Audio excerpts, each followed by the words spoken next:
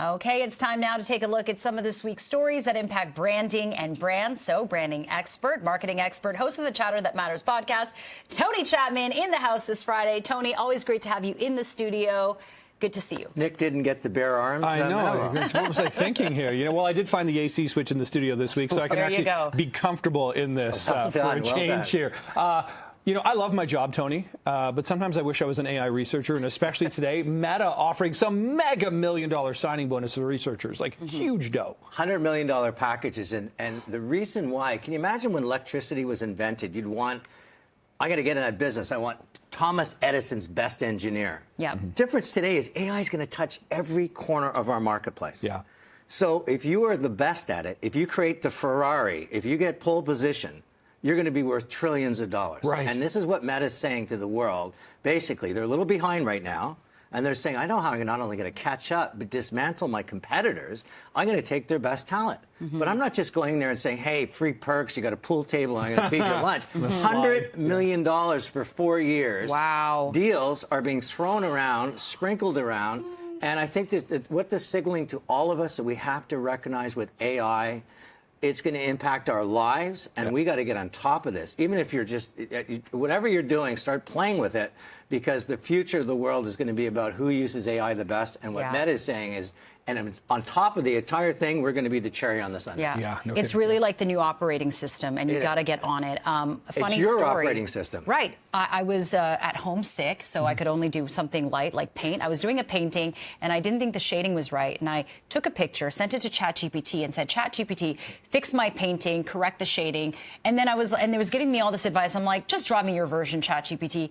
And it gave me a beautiful illustration of my painting. Wow. And I was like, I should just quit right now, because you just shamed me. But it's amazing what AI can do. Here's what you're doing right there. You're using AI powered, human empowered. Right. If you don't, it's going to be AI empowered, no human power. No human, exactly. right. You got to reverse that, and it's so important for people to realize that. Jump in right now, and it's not just ChatGPT. Play with Claude and Topic. Play with them all, and start saying, how can it help me with my life? And I'll tell you something. It will give you a little bit more peace of mind that this is a possibility with it, versus what I think a lot of people are sensing and feeling and might in fact happen is this sense of impossibility. Don't let the wave crash over you, Exactly. I suppose. Okay. Fear. I'm going to talk about this. This is a TV-related story. Stephen Colbert and CBS, a bit of drama here. And in fact, CBS has said, no more late-night TV here. This is a pretty remarkable turn of events. Yeah, I mean, they're using the late-night TV. A lot of people are saying it's politically charged. But if I was Colbert, I'd say, thank you. Thank you. I was making $14 million. Well, I'm going to actually take a page out of Joe Rogan or Howard Stern, have my own platform across a variety of touch points, travel like liquid, no dead ends, I'll dictate who my sponsors are, and I'll probably get $100 million for it.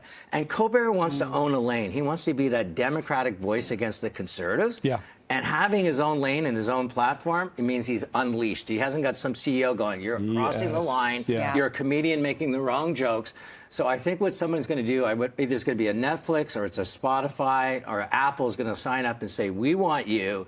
Go wild. And I tell you something, he can do a better job than Letterman. I think this guest needs no introduction. That thing. This is like drywall. It's like going into a marshmallow. He could get out there and be funny, Colbert. He so can clever. be insightful. And I I think he's going to be going, this is the greatest blessing. And if I was him, I'd say to CBS, I don't want to wait a year. Thank you very much.